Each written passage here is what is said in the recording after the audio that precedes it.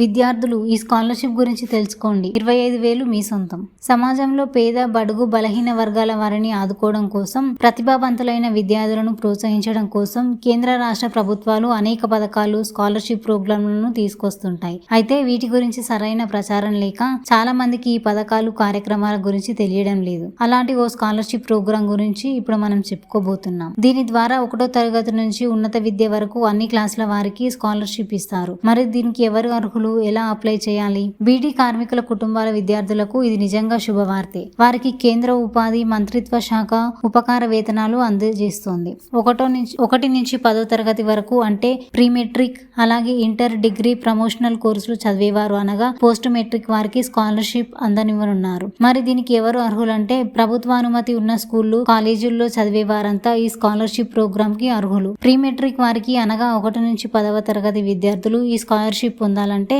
September 30 వరకు దరఖాస్తు చేసుకోవాలి. ఆసక్తి ఉన్నవారు ఆన్లైన్లో అప్లై చేసుకోవాలి.